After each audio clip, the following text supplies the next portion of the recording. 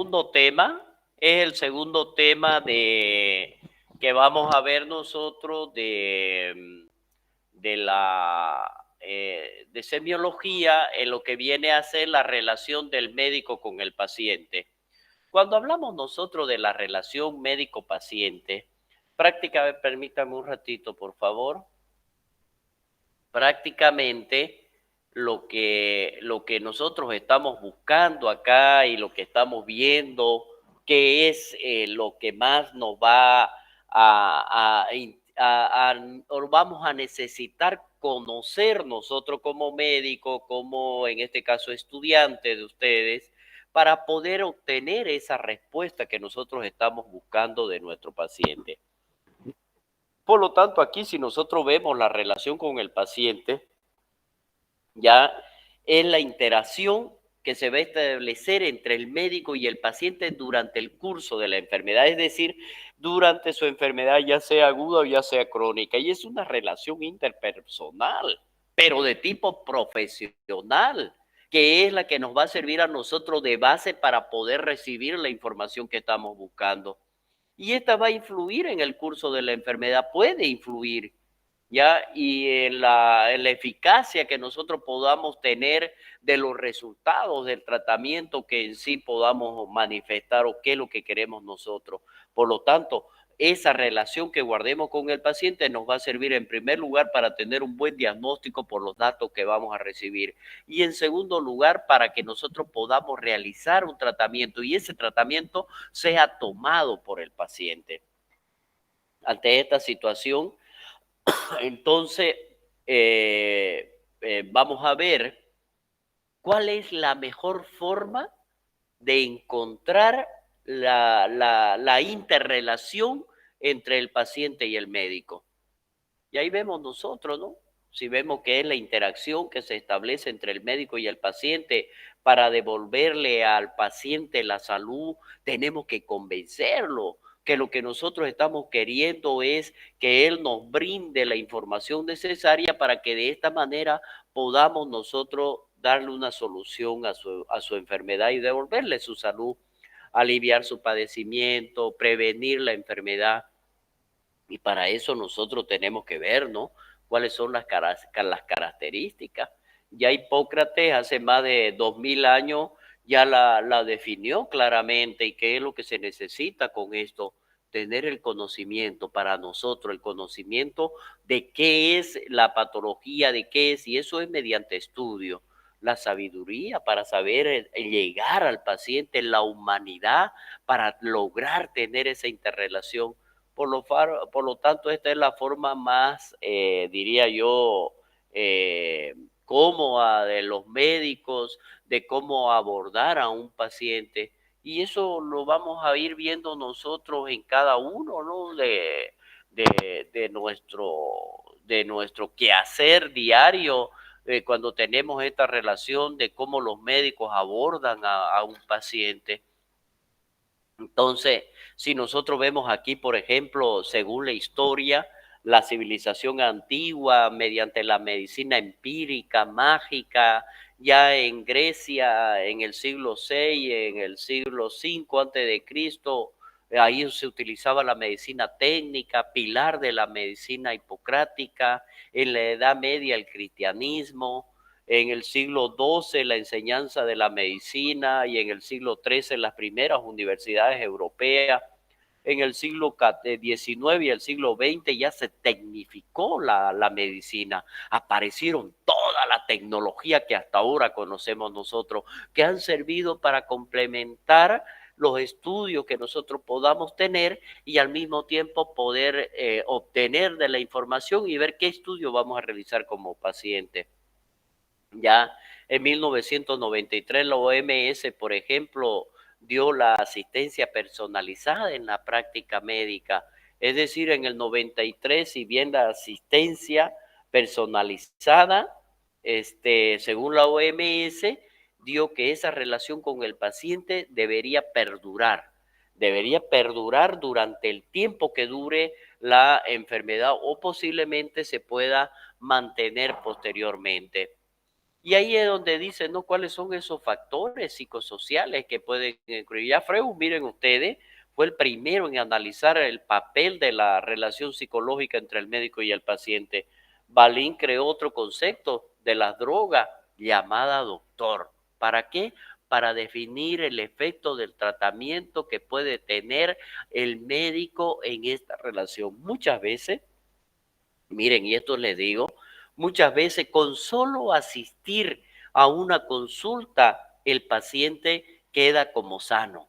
Me siento mejor solamente porque asistió al consultorio. El efecto placebo, aquí se ha comprobado en ensayos clínicos, doble ciego, para producir una mejoría e incluso efectos secundarios, ¿no? Enfermedades orgánicas más enfermedades psicológicas que nosotros vamos a estar para enfrentar. Entonces aquí hay que ver cuál va a ser la conducta del paciente. Busca ayuda para mejorar su salud, tiene temor, tiene ansiedad cuando llega a nosotros. ¿Y cuál es la conducta del médico en este caso? Saluda, el saludo debe ser amable, respetuoso, el trato debe ser amable, la atención que nosotros debemos darle o prestarle al paciente, debemos ajustar nuestra comunicación del médico al nivel del paciente, es decir, viendo ya la cultura que va a tener cada paciente y nosotros estar al nivel de ello. ¿Ya? Vamos a ver acá también nosotros la relación médico-paciente, la comunicación, es decir, tiene que ser algo recíproco, conocimiento teórico, conocimiento técnico, para que llegamos a nuestro médico, perdón, para que llegue el médico al paciente. ¿Y para qué queremos eso nosotros? Para que tengamos éxito en lo que viene a ser el diagnóstico y éxito en lo que viene a ser el tratamiento terapéutico.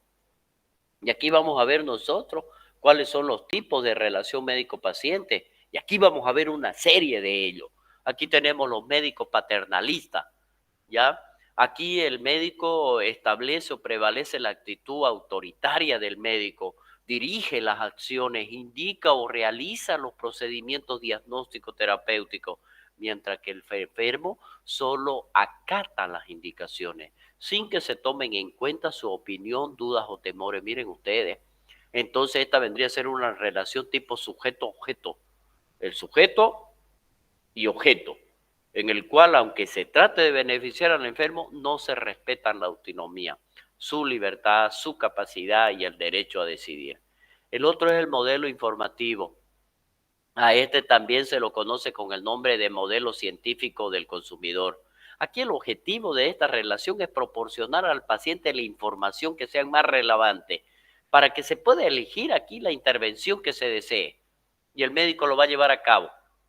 Ya aquí, por ejemplo, el médico informa al paciente sobre el estado de su enfermedad, la naturaleza de los diagnósticos, el posible, las intervenciones terapéuticas que se puedan realizar, la probabilidad tanto de los beneficios como de los riesgos que se puedan asociar a cualquier intervención y sobre la incertidumbre del conocimiento médico.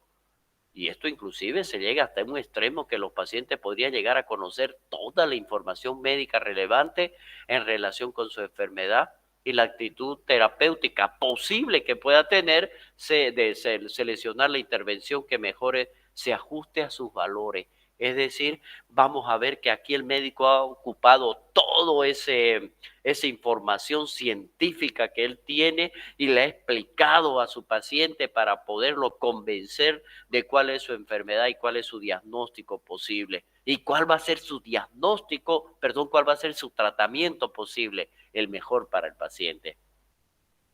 Aquí también tenemos que ver nosotros los tipos de relación, el modelo interpretativo. ¿Cuál vendría a ser este? El modelo interpretativo, aquí el objetivo de la relación del médico y el paciente es determinar los valores del paciente y que realmente qué es lo que buscamos en ese momento para ayudarle a elegir entre todas las intervenciones médicas disponibles, pero aquella que vaya a satisfacer sus valores.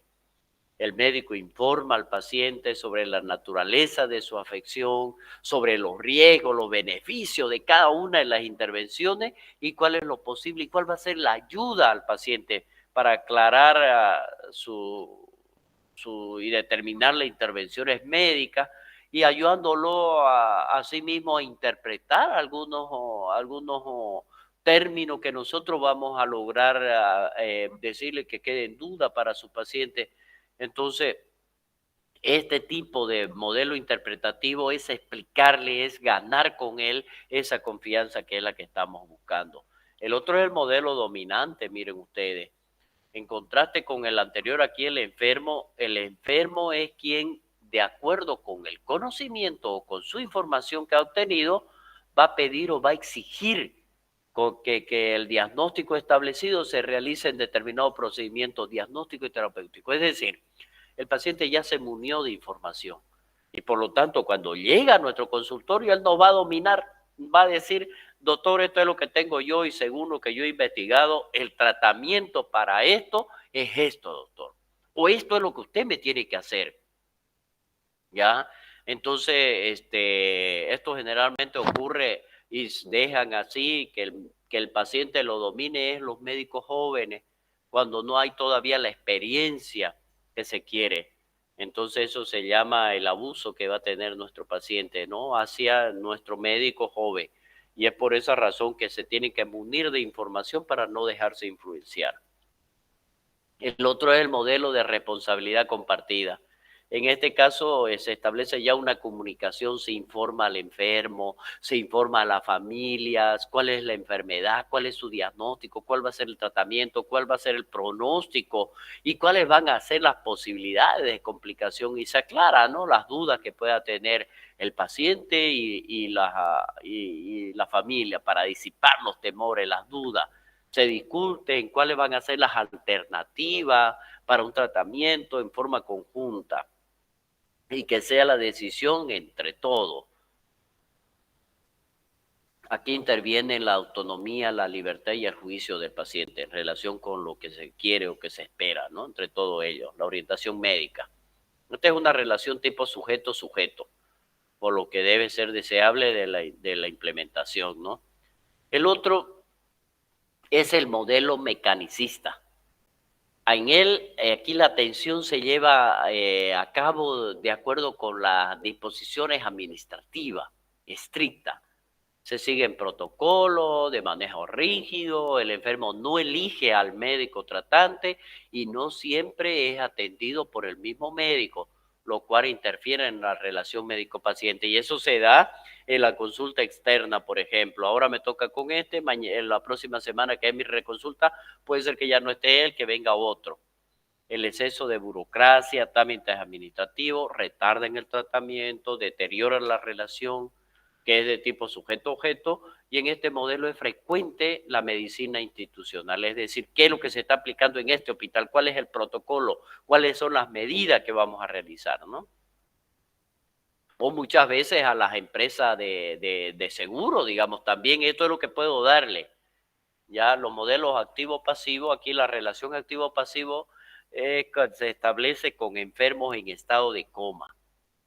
Ya, el paciente no puede decidir, lo decide el médico, o que se encuentra en una situación que no le permite establecer la relación más perspectiva, como es el caso de un paciente con un edema agudo de pulmón. Ya, el paciente con edema agudo de pulmón, lo único que nos queda realizar en este caso va a depender de qué se trata, si es cardiológico o es hipertensivo. Y vemos nosotros el tratamiento que vamos a realizar posterior. Por lo tanto, no le voy a preguntar al paciente. Modelo cooperativo. Aquí está guiada, no es la que se establece con pacientes que ya están en condiciones de cooperar en su diagnóstico y tratamiento. Es decir, nosotros vamos a explicarle cuál es el diagnóstico, cuál va a ser el tratamiento y el paciente tiene que comprenderlo y tratar de llevar ese tratamiento. Y vemos aquí, no en la neumonía o en las enfermedades agudas, por ejemplo, o crónicas como la hipertensión arterial, usted tiene que tomar este medicamento casi de por vida. O en la enfermedad aguda, esto va a tomar usted durante 10 días, ya por las neumonías, por ejemplo. Lo otro es el modelo de participación mutua. Aquí, la relación de la participación mutua no solo va a contemplar el cumplimiento del tratamiento, sino el control con discusión frontal de situaciones, actitudes que van a estar relacionadas con la causa y la evolución de la enfermedad. Yo voy a discutir con mi paciente A eso es lo que se está refiriendo, porque el paciente ya sabe de su enfermedad, yo voy a hacerlo partícipe de lo mismo y vamos a ver cuál va a ser esa evolución que nosotros queremos. Los cambios de paradigma y conflictos de intereses. Aquí nosotros vamos a ver, cuando con este cambio en el paradigma, la medicina actual se encuentra en medio de un juego cruzado. Es decir, porque aquí vienen los intereses económicos de una medicina industrial en la que el único fin aquí no es el bien del enfermo como tradicionalmente se lo ha ido dando, sino que hoy día en este caso su operación como industria de la medicina privilegiada. Y eso hay algunos médicos, algunos colegas que se dedican a eso, ¿no? Para ver la comercialización de la medicina, los productos de mercado. Se dice que el paciente es un producto de mercado y por lo tanto también va a tener conflicto de intereses, porque aquí hay contradicción, ¿no? Entre una estructura que es para hacer dinero y el otro que es para hacer el bien. ¿Cuál voy a utilizar yo a mi paciente? ¿Para hacer dinero o para hacer el bien? Por eso tengo paradigma y los conflictos de intereses. Y ahí es donde uno mediante el juramento hipocrático dice, pucha, ¿qué es lo que tengo que hacer aquí? Esto es lo que me dice mi doctrina, esto es lo que yo tengo que hacer, el bien del paciente. Y la parte económica, pues también vivimos, pues no para comer. Y vivimos porque comemos y eso se come con plata. Entonces eso es lo que hay todo en todo, ¿no? Los aspectos relevantes de la relación médico-paciente. Aquí el médico debe estar consciente que por la relación profesional interpersonal con el paciente debe estar caracterizada, mire, primero, por el respeto que inspira a su investidura técnica, por la expectativa por parte de la población, que el paciente o el médico debe tener un comportamiento adecuado, por su alta responsabilidad, su condición de piedra angular en la prestación de un servicio de gran significación humana, como el promover o restablecer la salud. Demandar una constante disposición de la relación de ayuda, sin aspiraciones de reciprocidad. Es decir, lo que yo hago, no necesito que me den algo por haberlo hecho. Yo sano, pero no necesito que me den algo por ello. Eso es la disposición. Requerir del facultativo del planeamiento cuidadoso de cada una de sus acciones para evitar errores que después se pueden transformar en potencialmente iatrogénicas, ¿no? Y eso es lo que tenemos que evitar. Aquí es donde nosotros tenemos que ver los desarrollos científicos y la relación médico-paciente. Miren ustedes, al constituirse la medicina científica más centrada en la enfermedad y en los medios diagnósticos y terapéuticos que en el mismo paciente, se incrementó esa distancia del paciente respecto del médico. ¿Por qué? Porque con todos los adelantos, ya yo no me siento a charlar con mi paciente, a hacer una historia clínica para recabar la información, simplemente solicito algunos exámenes. Hágame esto, y vemos. Y vuelve cuando lo tenga los estudios. Y lo demás, el examen. ¿Cómo entonces tenemos que mejorar esa relación médico-paciente? Aquí los miembros del equipo de salud pueden descender a nivel del paciente, es decir, el médico tiene que llegar al mismo nivel cultural del paciente muchas veces. Está genuinamente interesado en atender amablemente al paciente, creer al paciente, ya como narrador de su dolencia, ser sensible al estado emocional y físico de los pacientes, monitorear los términos que va utilizando el paciente y anotarse algunos de ellos, explicar sus actos mientras examinan al paciente. O sea, estoy yendo yo porque voy a ocultar ahorita, voy a hacer una ocultación de su corazón para ver cómo está funcionando, de sus pulmones, para ver qué es lo que presenta. Voy a hacer una palpación de su abdomen para ver si no hay dolor, a ver aquí le duele, no le duele. Esa relación, eso es, vamos a mejorar esa relación. Cómo tener empatía con el paciente. Sonreír no cuesta nada. Mire, número uno, al tener el primer contacto, saludar al paciente. presentándonos, animarle a que nos cuente su problema, mostrarse tranquilo en el interrogatorio, mostrarse sonriente y con la capacidad de escuchar con sinceridad. Sonriente no quiere decir a risa. Ojo con eso, porque si no el paciente va a creer que le estamos haciendo la burla. Hablar lo necesario y darle explicaciones convincentes acerca de su patología. Realizar en orden la historia clínica. Luego de que hemos terminado, vamos a ver nosotros, eso van a tener ustedes una buena historia clínica. Tipos de pacientes. En la mayoría de los casos, los pacientes asumen una actitud adecuada, en la mayoría.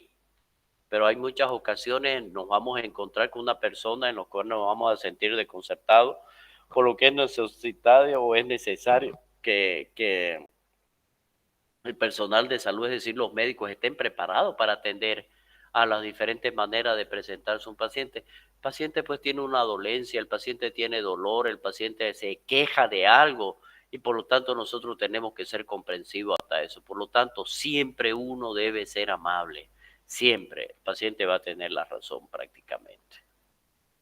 Ya en la mayoría de los casos, por ejemplo, los pacientes asumen una actitud adecuada de cooperador, explica todos los síntomas. Resistente puede ocultar síntomas conscientes. Perdón. Defensivo, igual oculta los síntomas de forma inconsciente. Cooperador dijimos, resistente, defensivo. Esos son los tipos de pacientes que nosotros vamos a tener claramente. ¿Ya? Puede tener un paciente hostil. Aquí puede ser verbal, puede llegar tratando al paciente de forma descalificadora, sarcasmo, incluso con insultos. En algunas oportunidades se llega hasta la violencia.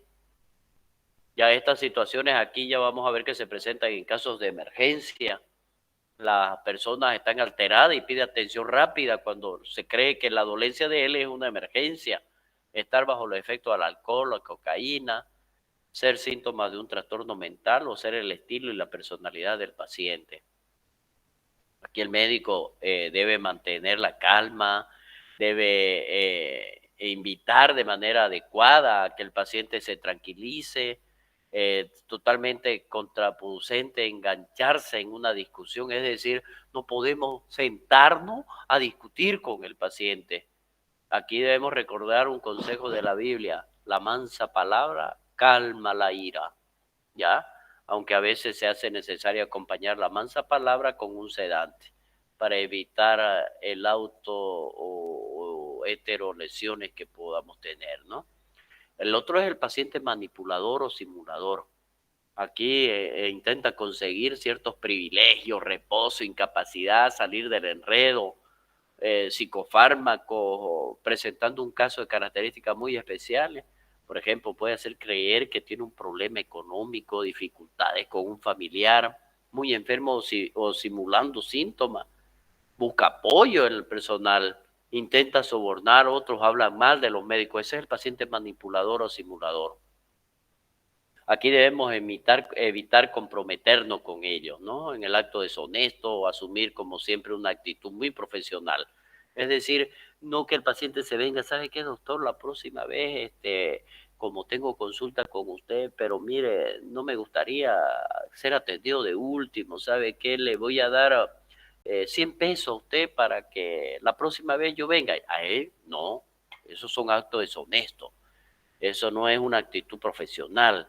Por eso nosotros tenemos que demostrarle que somos profesionales éticos para que no haya lugar al equívoco. ¿Cuál vendría a ser el paciente dependiente? Aquí ya el paciente no toman iniciativa para nada.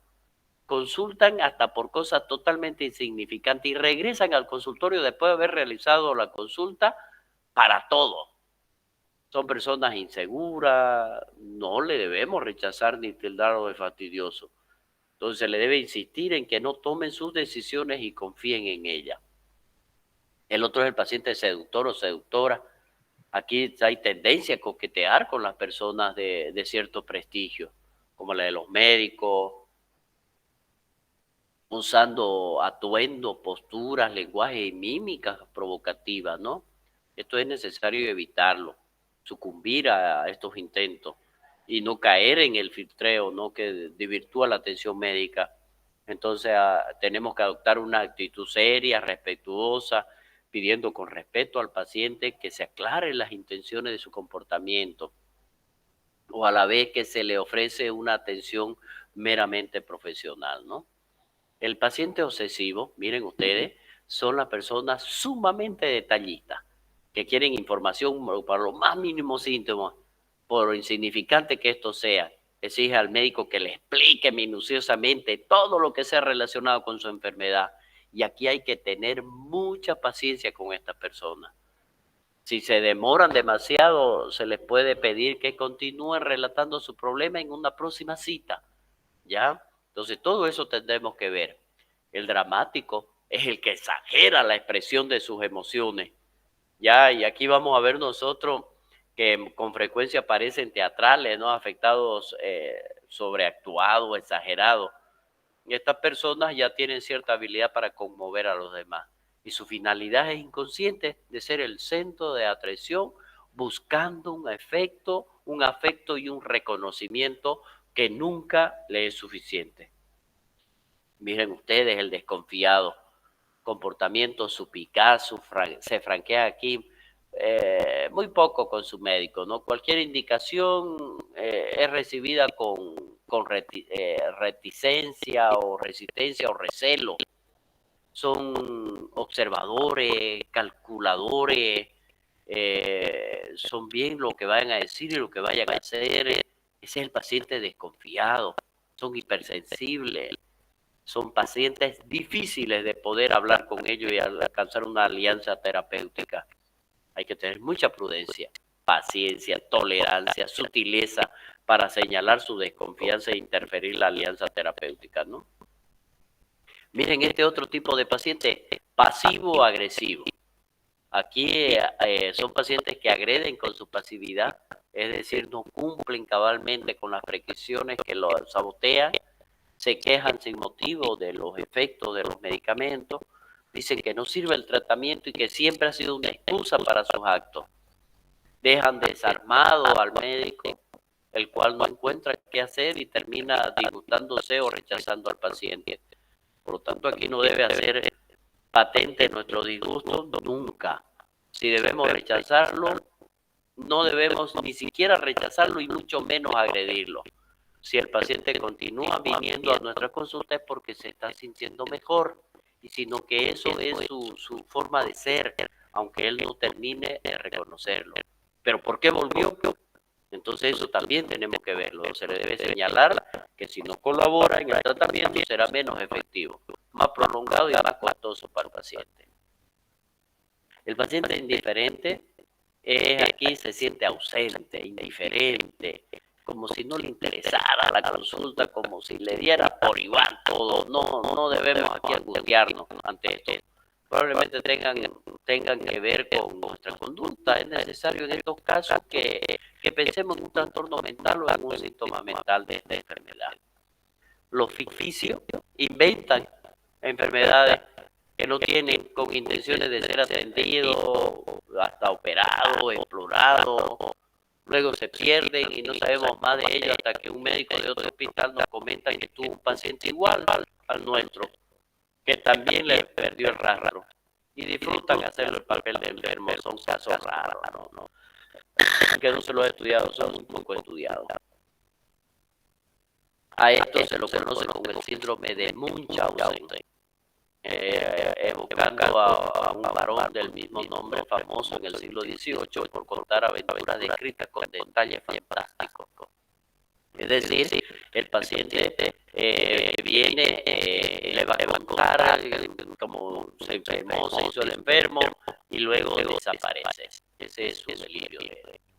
Entonces, la relación con el paciente, los pacientes histéricos, pacientes obsesivos compulsivos, el paciente paranoide, el paciente dependiente, el paciente narcisista, el paciente limítrofe, el paciente terminal. Aquí, ¿qué es lo que yo quiero que me hagan ustedes aquí? Estos términos me los van a buscar cada uno de ustedes.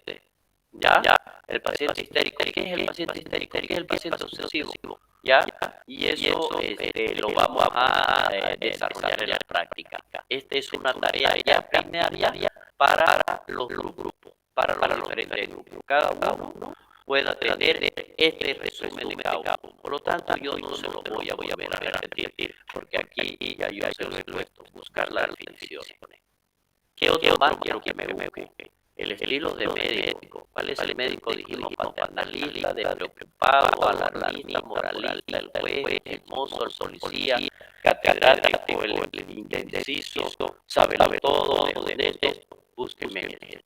Estos son para todos los grupos F1, F2, F3, F4 y F5. Ya, la primera práctica se lo voy a pedir. Y de hecho va a entrar en el examen. Entonces, eso ya lo tiene que ver Sonia, ya. Sonia.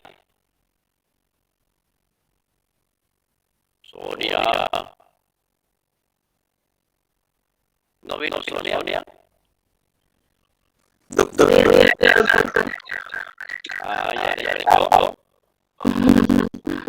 Ya. Esos dos diapositivas, por favor, quiero que ustedes, para el primer día de la práctica, cada coordinador ya tiene que hacerlo trabajar a sus compañeros. ¿Ya? Expectativa del paciente. ¿Cuál es la expectativa que nosotros tenemos?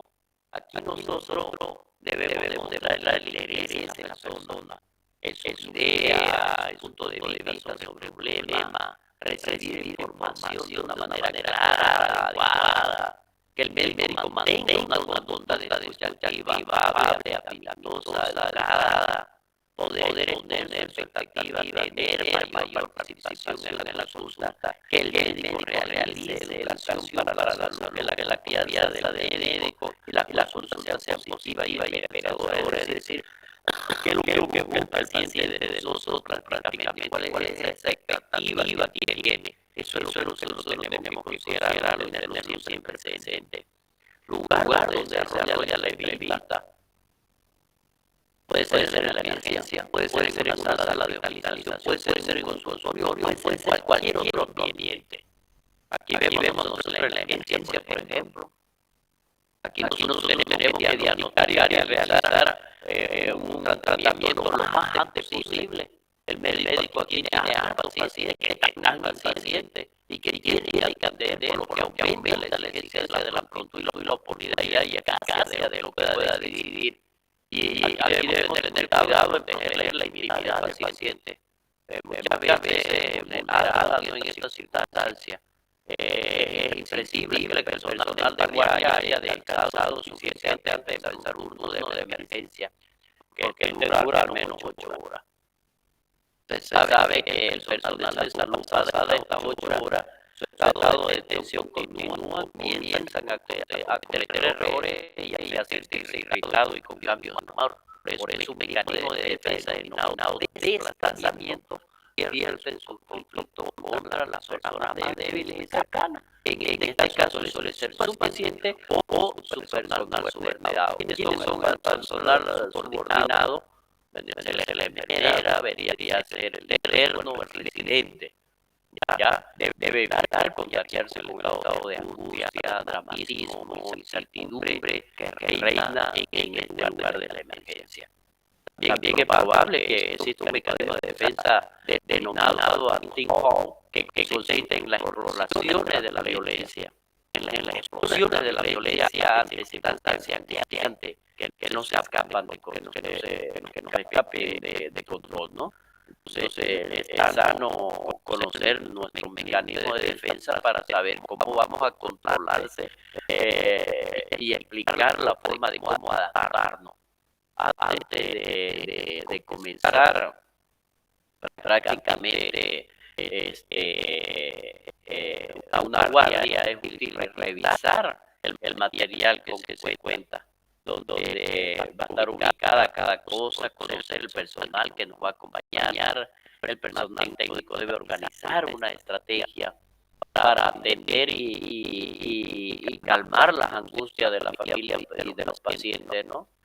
Entonces aquí nosotros es lo que nosotros tendríamos que ver. Si los familiares están bien informados de los aspectos que están relacionados con la enfermedad de su paciente y de las normas del procedimiento del establecimiento, seguramente vamos a tener la cooperación más importante para con el personal.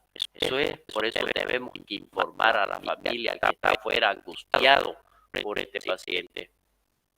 Y aquí nosotros vamos a tratar que las quejas o la sala de hospitalización, aquí el paciente, el médico tiene mucho más tiempo para entrevistarse con el paciente. Vamos a ver, ya ustedes van a hacer las prácticas en ambos lugares, vamos a ir a la emergencia, vamos a estar en la sala. Muchas veces aquí las habitaciones son compartidas por varios pacientes, como la van a ver en el Hospital San Juan de Dios, la cual aquí le resta privacidad, por lo tanto debemos tener cuidado al realizar esta entrevista, el examen físico, procedimiento, tomando las previsiones del caso para no vulnerar sus derechos. El paciente aquí hospitalizado debe tener un médico responsable de su atención, ¿no? Que mantenga esa relación personal armónica, que de acuerdo al nivel cultural y la edad del paciente lo vaya indicando, ya el curso, la evolución, diagnóstico, si cambiamos de diagnóstico, el tratamiento, aclarando su duda, atendiendo sus quejas. Aquí vamos a ver que en la sala de hospitalización es inadecuada la práctica de cambiarle de médico al paciente en el curso de una hospitalización, ya que en esto el paciente se va a sentir desconcertado e indefenso, incrementando innecesariamente su grado de ansiedad. Y vemos muchas veces, aquí vemos a ver nosotros que muchas veces nuestro paciente, cuando lo atendemos en un consultorio, este es el lugar más cómodo para poder atender a un paciente. Hay otros ambientes, ¿no? Eventual un médico tendrá la necesidad de atender a algún paciente en un ambiente inusual, como en el domicilio, en el lugar del accidente, en el lugar de reclusión de un preso, como en la cárcel. Otras veces será imprescindible visitar al paciente en su casa, como en el caso de personas que no pueden trasladarse o por disposición judicial a ir a la cárcel. Por lo tanto, aquí nosotros tenemos que ir siempre como médico y en lo posible tratar de llevar las entrevistas de una manera adecuada y clara, ¿no? Otros ambientes dentro de ellos, socorrer a una persona de un accidente, por ejemplo, en tareas sumamente delicadas, ¿no? Difícil, comprometedora, perdón, pero es casi un deber humano hacerlo.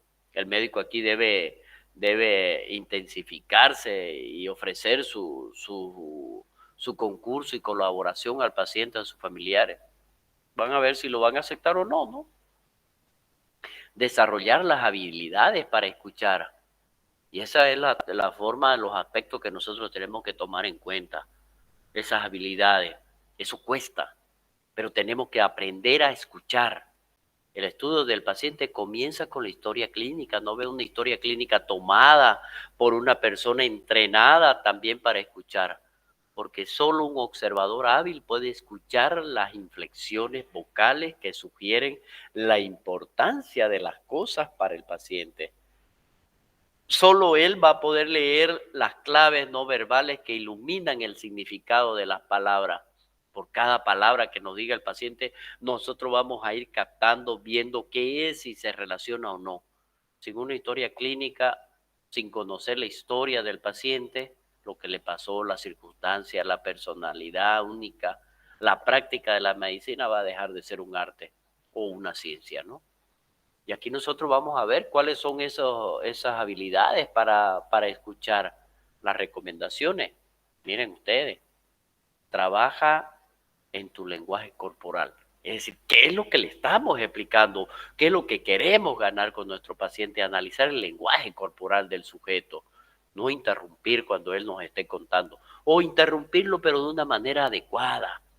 Alentar a otros a que hable. El espejo. Evitar las discusiones. Nota los pequeños detalles. No trate de solucionar los problemas de otros a menos que se lo pidan. No juzgar, ser honesto. Esos son para desarrollar esta habilidad que nosotros debemos tomar en cuenta en la relación con el paciente. Miren ustedes aquí, el lugar donde se debe desarrollar una entrevista, que es lo que habíamos dicho. Las circunstancias donde se desarrolla la entrevista debe tener y deben ser adecuados. En primer lugar, debe tener comodidad, que sea un lugar adecuado para el encuentro con el paciente, privacidad, silencio y principalmente tener una buena iluminación. Más o menos así tendría que ser. Esto es adecuado, este es un consultorio, esto es en el Hospital San Juan de Dios, ¿ya? Y ustedes ven aquí que tienen todo, tienen para examinar, vamos a viendo aquí que tienen los para lavarse las manos, etcétera, etcétera, que le da más relacionado con el paciente, con lo que estamos buscando. Miren ustedes, lo ideal debería ser así, ¿no? Que estos son generalmente en nuestro consultorio. Lo mismo, ¿no? En un consultorio, pero también puede ser en un hospital, ¿por qué no? Esto es en el hospital de niños, ¿ya? ¿Dónde vamos a desarrollar la entrevista? No es conveniente hacer lo que se conoce como consulta de pasilla. No debemos hacerla. En donde el médico aquí se es sorprendido en cualquier lugar por otra persona que lo conoce y le pregunta en la calle, donde sea. No se debe realizar la atención a familiares de forma rutinaria, ya que el grado de parentesco muchas veces llega a una ceguera profesional que no permite la objetividad. Por eso yo personalmente no atiendo ni a mi esposa, ni a mis hijos, ni a mi madre, ni a mis hermanos. ¿Por qué? Por la relación interpersonal que podemos tener y me puede cambiar el diagnóstico. Para eso existen los colegas especializados. Es normal que durante esta conversación quieran estar presentes uno o más familiares, a quienes hay que saber escoger. Debemos decirlo, pasen señora, ustedes van a pasar, van a estar aquí y usted va a escuchar. No conviene que participen muchas personas, ya que fácilmente pueden distraerse y la comunicación con el enfermo se puede ser interferida inclusive, ¿no? El lugar debe ser un ambiente agradable, iluminado, ni muy frío, ni muy caluroso, sin que llegue el ruido fuerte desde el exterior que vayan a interferir con la conversación. Hay que tener presente aquí que debemos examinar con una luz blanca, ¿ya? La claridad, este es el punto, habla de la impresión general al entrar en un consultorio médico. Debe ser ordenado, limpio, claro. La luminosidad debe tratarse con una luz bien iluminada, con luz natural de ser posible o artificial en caso contrario, pero siempre dejando ver todo expuesto, sin rincones sospechosos que pudieran crear una sensación de suciedad, es decir, algo que esté tapando un biombo, por ejemplo, ya una mampara que divida, pero si lo va a dividir, pero que sea visible, ¿ya?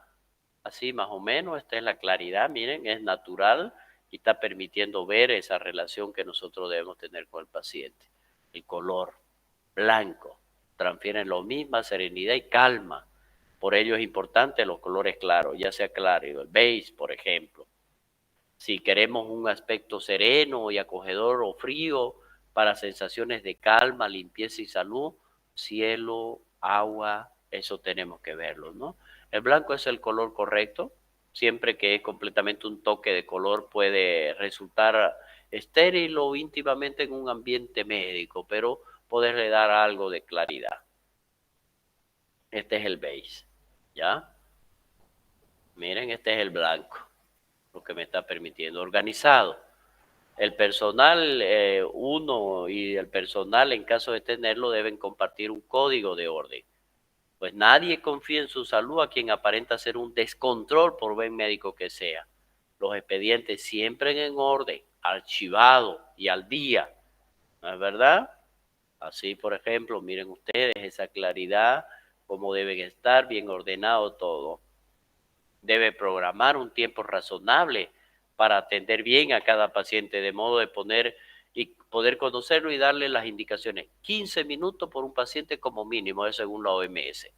La situación de los enfermos en un consultorio deben estar debidamente planificada para cumplir con cada tarea en una forma eficiente y no hacer perder el tiempo a las personas que vengan después. Para eso se necesita ser puntual. El tiempo de consulta médica y la calidad de la atención, miren ustedes, lo que yo le comentaba, según la OMS, este, la manera dice que la calidad de manera muy amplia, la calidad en asistencia sanitaria es asegurar de cada paciente que reciba el conjunto de medios diagnósticos y terapéuticos. Y aquí vamos a ver cuáles van a ser esos factores. Por lo tanto, aquí debemos tomar en cuenta y se deben considerar tres criterios. Criterio técnico para la ciencia, la tecnología, y aquí vamos a ver cuáles van a ser esos beneficios de los riesgos, y en los criterios interpersonales, la interrelación social, psicológica y los criterios económicos, distribución y utilización racional de los recursos.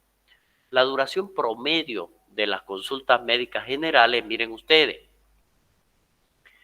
en Bangladesh 48 segundos, 48 segundos por la cantidad de gente. En Suecia 22.5, en Alemania 7.6 minutos. En Dinamarca 10 minutos, en España 13.4 minutos. Nosotros hacemos 15 minutos por paciente. Eso es lo que se realiza. Aunque esté en apuro, no hay que demostrarlo. Aunque ya tengamos nosotros que salir urgente, no le demuestren a su paciente, pues ustedes están para el paciente. En el curso de la atención clínica diaria hay momentos en que se está presionado por el tiempo, los pacientes son muy perceptivos, se sabe que tienen cierta cantidad de tiempo con pacientes y debemos sacarle el provecho necesario. En lugar de estar de pie, debemos sentarnos, ya mantengamos el mayor contacto visual posible, levantando siempre la cabeza para mirar al paciente con frecuencia, ya. Revise unos minutos el expediente antes de ver al paciente. Vemos primero su expediente, cuál es, y luego vemos a nuestro paciente. Eso porque hay que recoger la información que se puede, que tengamos nosotros, lo que ya notó la enfermera, preguntarle al paciente, ¿puede usted decirme más? Conocer la deficiencia de que cada uno de ellos para la entrevista al paciente, ¿no? La actitud y la preparación profesional, el médico aquí debe mantenerse siempre una actitud de servicio y tener la serenidad y tranquilidad necesaria para que ofrezca la atención en las mejores condiciones. Debe tener para esto, debemos tener una preparación profesional adecuada. ¿Y eso cómo lo logramos? Mediante la actualización. La integridad y la honestidad deben ser para un médico un aspecto muy importante de su persona, tomando contacto con el paciente. Miren ustedes en el policlínico o la consulta, aquí debemos ir al encuentro del paciente, debemos saludarlo por su nombre, para que él se sienta acogido, se invita a pasar y tomar asiento. En el momento de iniciar la consulta, nosotros vamos a ver aquí que nuestro paciente, la conversación puede tener una frase de acogida, como qué le trae a la consulta, qué molestia ha tenido, en qué puedo tratar de ayudarlo o en qué le puedo servir. Miren ustedes cómo cambia, ¿no? Esas son la forma de cómo llegamos a saludarla, esa empatía que se debe tener con cada uno, levantarse cuando para saludarlo, para que ingrese, levantarse para despedirlo, a ver, acoger el trato más adecuado para cada paciente. El médico debe ser capaz de hacer sentir cómodo a su paciente, de ganárselo, ya para que le cuente todos sus problemas. Debe ser siempre respetuoso, debe ser lo más adecuado en un trato formal, y con niños o personas conocidas resulta mejor un trato más informal, ¿no? Con lo que ya nosotros nos conocemos. Saber dentro de esto, habitualmente no es aconsejable que la conversación caiga en un plano muy familiar, por el riesgo de perder la perspectiva de la relación médico-paciente. El médico no debe perder la legítima autoridad para mantener, para aconsejar y entregar sus indicaciones médicas. Aquí vamos a ver nosotros la actitud del médico, por ejemplo. Ya siempre debe ser intachable. No hay que olvidar que la evolución de la enfermedad no es buena. El paciente podría querer distanciarse del médico y hasta adoptar una actitud crítica. Siempre hay que explicarle al paciente. Saber escuchar no significa y ser capaz de dirigir la entrevista Y ya en este caso no significa dejar hablar al paciente libremente. Siempre hay que darle una limitación. No paran de hablar, sin embargo aportan mucha información útil para el diagnóstico. Los primeros minutos deben ser dejados para el paciente, para que exprese su molestia, para que nos cuente, pero luego nosotros tenemos que ir cortándole. Aquí un paciente salir de la consulta pensando esto, doctor, ni me escuchó siquiera, es frustrante para él. Saber qué preguntar. El estudiante aquí se ve abrumado por la cantidad de preguntas que habría que hacerle y las áreas que revisar. Por lo tanto, aquí no hay que desesperarse. Las preguntas por la respuesta que no entendida a la primera intención. Entonces, aquí nosotros tenemos que saber cómo vamos a preguntar. No vamos a influir en la respuesta. Y las preguntas deben ser efectuadas de tal forma que no influyan en la respuesta. Por ejemplo, si se está analizando la evolución de un dolor determinado, más que preguntar, ¿no es cierto que está con menos dolor? Convendría dejar abierta la respuesta, ¿no? Desde la última vez que nos vimos, ¿el dolor está igual o ha aumentado o ha disminuido? Del 1 al 10, ¿cuánto le duele? ¿Cuándo le duele? ¿Dónde le duele? ¿Cómo le duele? ¿Ya? El por qué le duele. Cómo tomar nota de la información que se recoge. Es un aspecto que puede interferir en la relación con los pacientes, son las anotaciones, ya interfiere el contacto ocular. Por lo tanto, nosotros aquí debemos tener y guardar esa reserva en el contexto del secreto profesional. Y después vamos a anotar, podemos primero charlar o anotar algunas cosas que sean lo más claras, ¿ya? ¿Cómo vamos a tomar nosotros en cuenta? Miren ustedes, cómo vamos a tomar nota de la información que estamos recogiendo. Aquí el paciente muchas veces, cuando estamos en ello, se inhibe cuando nota que sus problemas van quedando registrados en una ficha. Mientras transcurre la entrevista, es mejor hacer anotaciones muy breves, incluso en un borrador, solo para recordar los aspectos que son más principales. Una vez que ha terminado el examen físico, mientras el enfermo se viste, queda un tiempo para escribir y nosotros vamos haciendo nuestra ficha.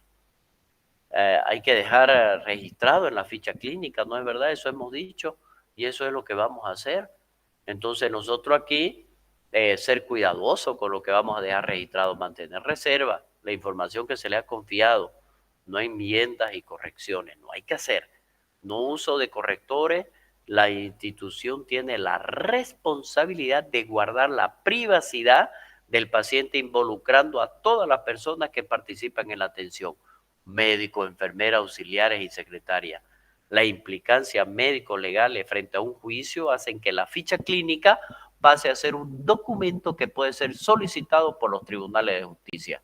Y muchas veces eso hace de que nosotros prácticamente estemos expuestos a ello, ¿no? No es necesario reunir la información en el mismo orden en que será presentada. Por ejemplo, aquí las presentaciones orales, escritas, deben entregarse en un formato estándar. Pero vamos a empezar con la razón de la consulta o la queja principal, vamos a pasar al padecimiento actual, los antecedentes personales, patológicos, incluidos medicamentos y alergias, la historia familiar, la historia personal y social, la revisión del sistema y la exploración física y la valoración y planeación, es decir, la valoración para llegar a un diagnóstico y cuál va a ser nuestro tratamiento. El cuidado con el lenguaje no hablado, ojo con eso, ¿no? Los elementos aquí que se deben usar para enriquecer, la relación son la actitud, la expresión del rostro y el tono de la voz. No es posible lograr una buena comunicación si el paciente ve que el médico está distraído, desinteresado, impresión apurado, es interrumpido con las llamadas telefónicas. Es una falta de respeto también contestarla. Entonces aquí el cuidar la presentación del personal, miren ustedes, así deberíamos estarnos, pero acá en Santa Cruz es imposible estar con corbata, entonces utilicemos una vestimenta adecuada. Cada médico debe aspirar por lo menos a irradiar una imagen con la que dé la confianza a su paciente. Tienen una buena imagen del médico, la presentación personal es muy importante. Y aquí tenemos, ¿no? Eso es una presentación personal adecuada. Los alumnos de medicina, cuando están comenzando a ver pacientes, miren ustedes, esto es muy importante. Un aspecto que complica a los alumnos cuando recién están conversando a ver los pacientes es la sensación que no tienen nada que ofrecerle y hasta que los están molestando. No es así.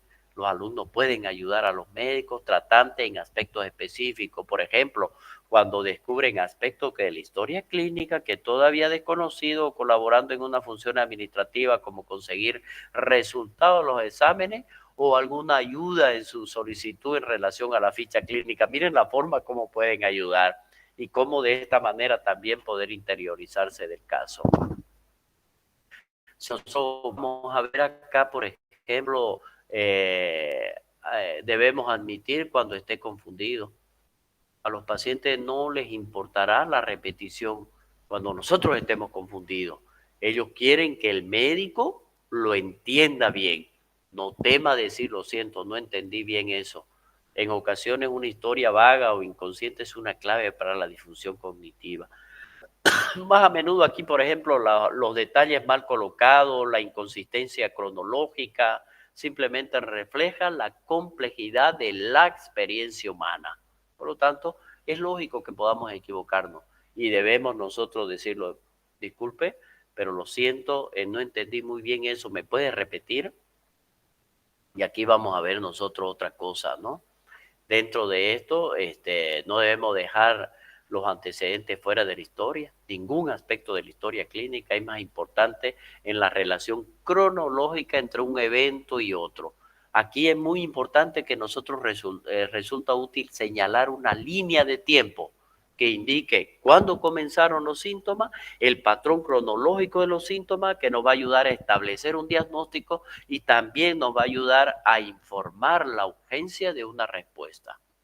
Y aquí vamos a ver el factor que causa temor.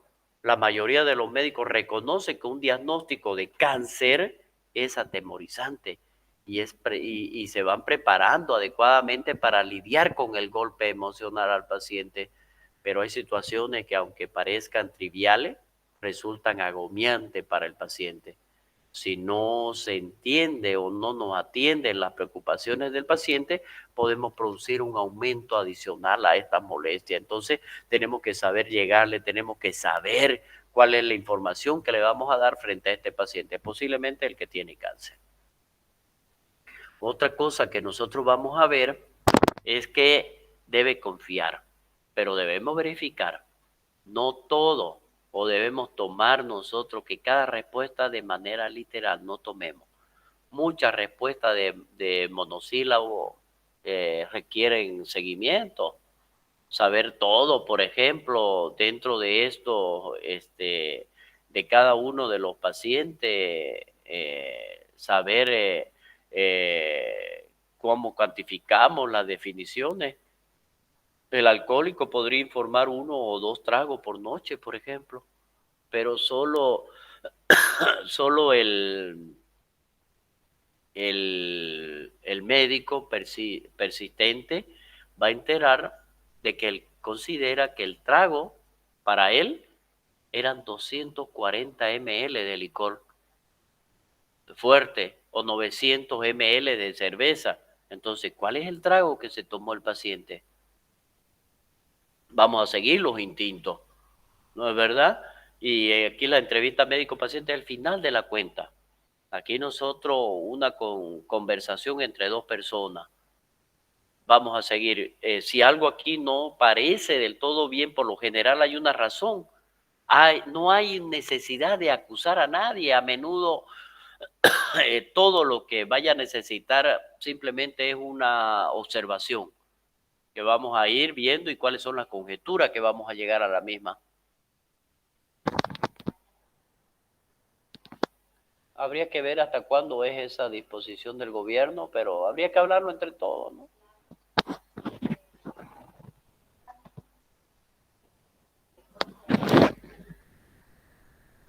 No viene paciente, va, porque sabe que el horario, sí.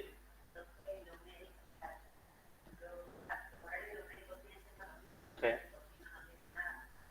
A ver, háblelo con todo y me avisa. ¿Ya? Entonces aquí no hay necesidad de acusar a nadie, ¿no? A menudo todo necesita una simple observación. Parece preocupada, ¿no? De algo que preguntaba, se siente incómoda para hablar. Sus instintos a menudo van a ser correctos y pueden brindar información crucial. Es decir, nosotros aquí debemos ver, está preocupada por algo, debemos, o preocupado por algo, debemos sacar esa información cuál es. Entonces aquí nosotros vamos a ver claramente y vamos a señalar, ¿no? Vamos a aplicar con juicio, no, perdón, aquí, ¿no? Eh, si bien debemos nosotros confiar, pero debemos verificar. No tomemos cada respuesta de manera literal. Es decir, lo que me dio, no lo tomemos tan... Muchas propuestas de monosílabo, por ejemplo, como les explicaba yo, no, el alcohólico podría informar que uno o dos tragos, entonces saber interpretarlo. La entrevista que debemos seguir nosotros, según el instinto que debemos seguir, es ver cuál es el dato que me dio para que nosotros podamos seguir con esa conversación. Y entonces nosotros saber qué dato tan importante es continuar en nosotros mismos, confiar, ¿ya? Para no acusar a nadie. Entonces, aquí nosotros tenemos que ver cuál juicio es. El silencio es oro, con el deseo de no perderse nada. La mayoría de los que comienzan a entrevistar hablan demasiado, como lo hemos visto. Es importante aclarar los puntos que crean confusión. Trate de no interrumpir al paciente, pero debemos seguirlo. De acuerdo con la cita frecuente de William Osler, dice, escucha al paciente, él está diciéndole su diagnóstico. Este aforismo a menudo encierra la verdad. Si no, y no olvide no darle al paciente la oportunidad de completar cualquier detalle que se le haya. Si termina la entrevista con la frase, ¿algo más que usted me pudiera decir? Siempre hay que decir eso. Debemos respetar el pudor del paciente. Debemos tener la suficiente privacidad, el espacio, el rincón para el paciente, para que él pueda sacarse y ponerse la ropa, examinar por segmento, ya si los que se descubren sucesivamente, ¿no? En este caso, por ejemplo, vamos a utilizar una sabanilla para cubrir la mitad inferior de los miembros, perdón, del tórax para abajo o de la pelvis para abajo. En este caso, la sabanilla es muy útil, ¿no?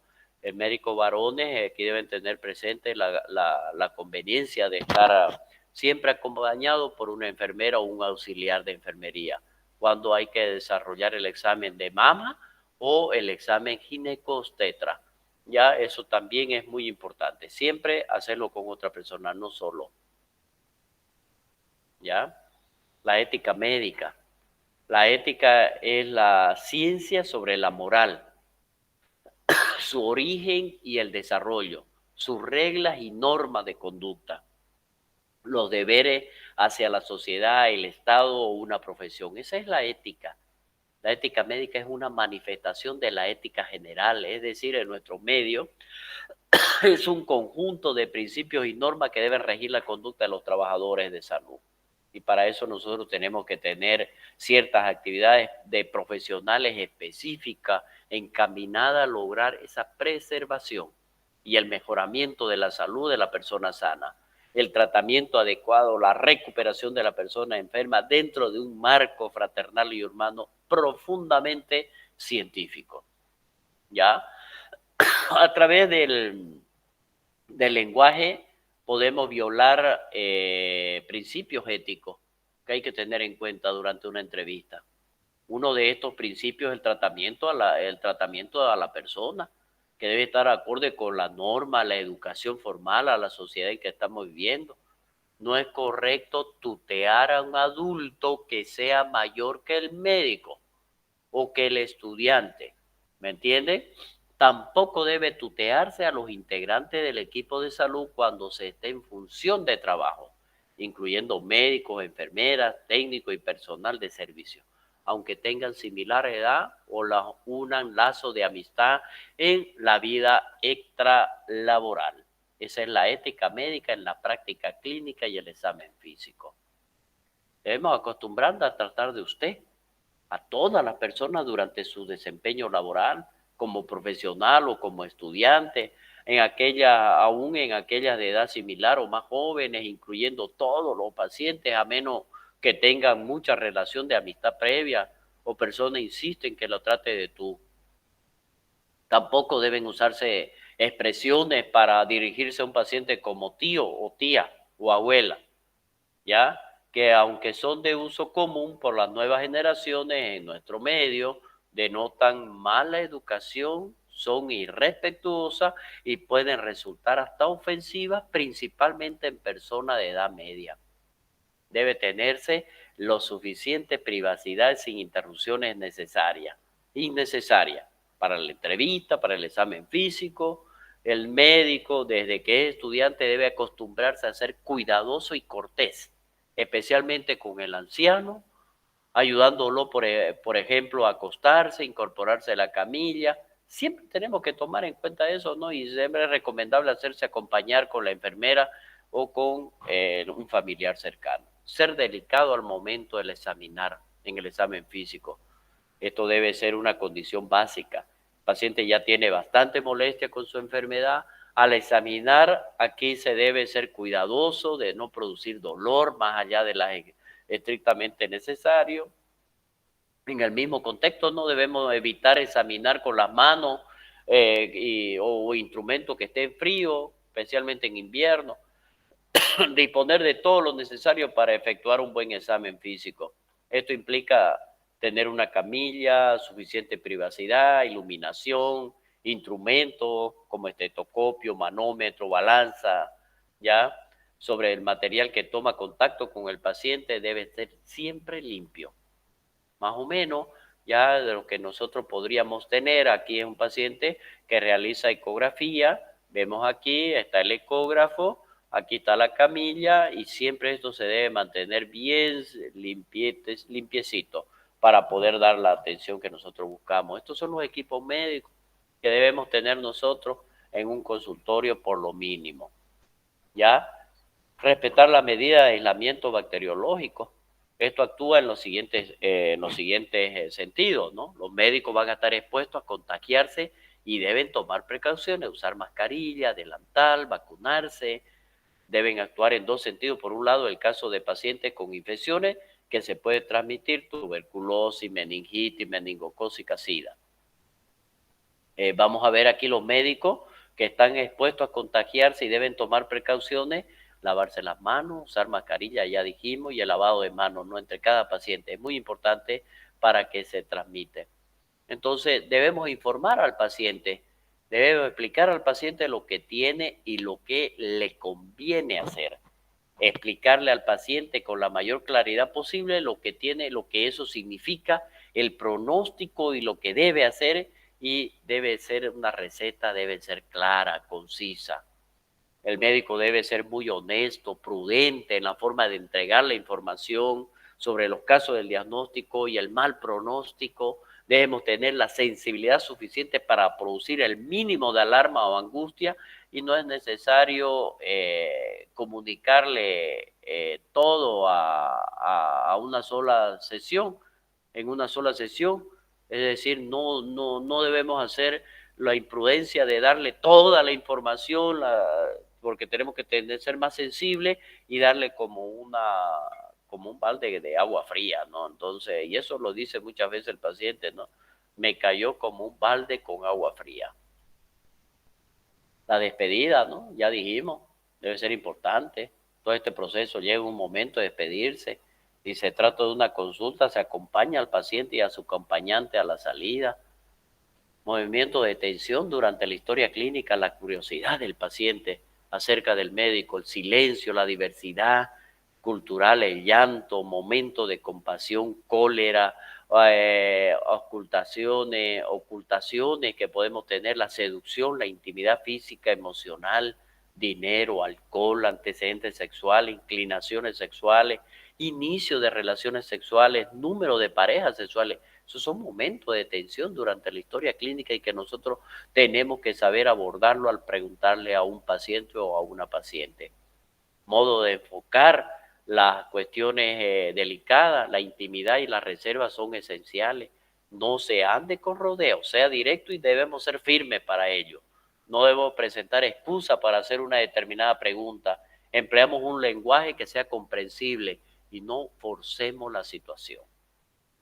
Los errores comunes durante la entrevista es hacer múltiples preguntas a la vez, preguntar dirigidamente, tranquilizar prematuramente, no saber escuchar, obteniendo datos incompletos, dar sensaciones de prisa, no demostrar respeto, desconcentración que tiene uno como médico, interrupciones como la llamada por teléfono, etcétera, introducción y cierre inadecuado, ya es decir, no supimos llegarle al paciente y tampoco supimos despedirlo. Falta de empatía, que es lo que hemos hablado nosotros. Bien, chicos, vamos a ver ahora ya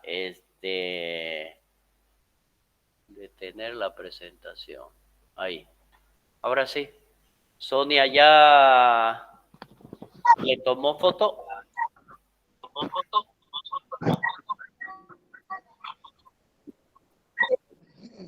Sonia. Sí, doctor, ¿Ah? pero prendan su cámara, por favor. Que prendan su cámara. Me le va a sacar también al listado, ¿ya? Sí, doctor. Ya.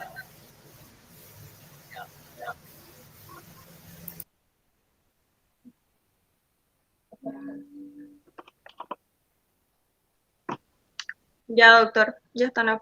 ¿Ya está? Muy bien. Entonces, ya el día jueves Sí, doctor. vamos a hacer la clase ya presencial, ¿ya?